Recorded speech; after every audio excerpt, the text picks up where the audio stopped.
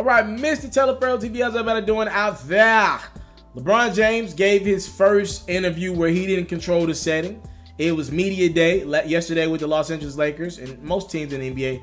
And I'm looking up and I'm listening to LeBron talk. You know, I'm an interviewer and I've been in those media room settings a lot of times.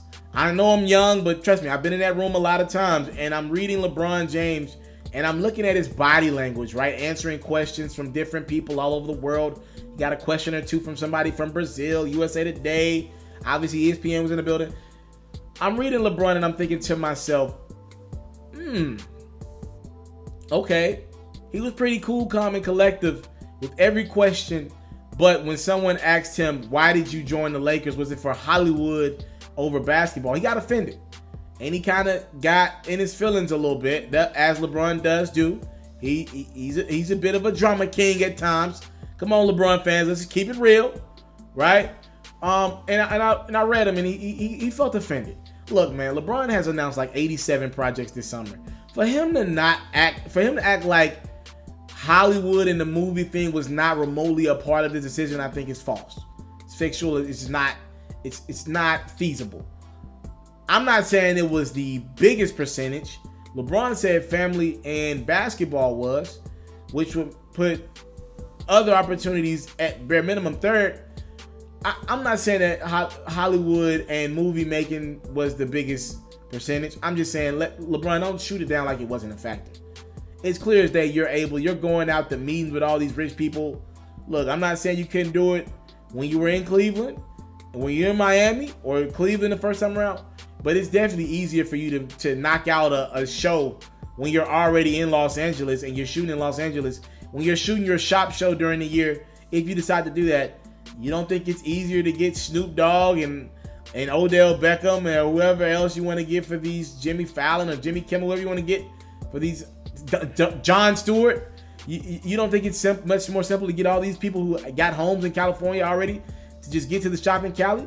Come on, bro. That's just not realistic. These movies, you don't think it's much easier for you to make a little guest appearance when you got an off day or two and just shoot the thing at Staples Center or shoot the thing right around Staples Center when you got an off day? Come on, bro. It's just easier.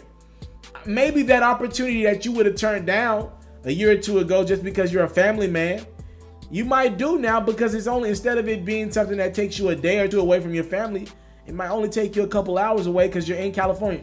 To act like Hollywood is not a part of it, I think that's not fair.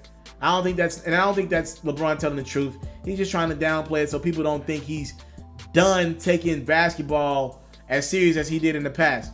You know, I did like what LeBron said about Rondo. He spoke very highly of Rondo. Spoke very highly of that Los Angeles Lakers team. He was asked about the Warriors. He said they were not even close to compete with Golden State right now. And a reporter did ask him, you know, what's deemed a successful season. I think the reporter said something along the lines of, obviously, the successful season is to win a championship. And LeBron kind of shot that down. He's like, yo, we can have a successful season other ways. And I like that, right? I don't think it should be championship or bust for the Lakers this year. I'm so happy LeBron ain't in the East anymore, so he don't got to go to the finals and ruin that finals record even more with losses to the Warriors.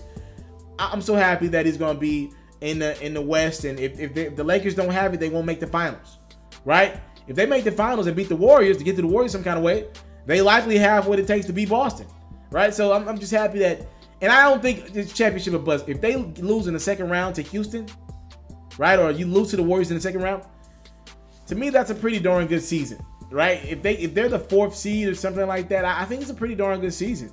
Then you got this summer, you go out and get a free agent. Though LeBron was not asked about the next summer, he knows in the back of his mind this was at least a 2-year process. They need another guy. They recruited Paul George heavy, and LeBron's a part of that.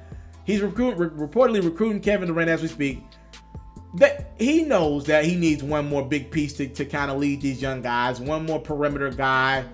And if you can take from Golden State, even better, right? If you can go get a Clay or Kevin Durant, even better.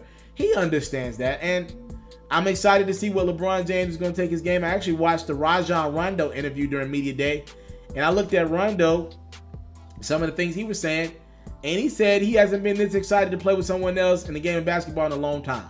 I'm listening to LeBron speak highly about Rondo's basketball IQ. He said Rondo's a guy who can see what he sees. There's not too many guys in the NBA that can both see what they see.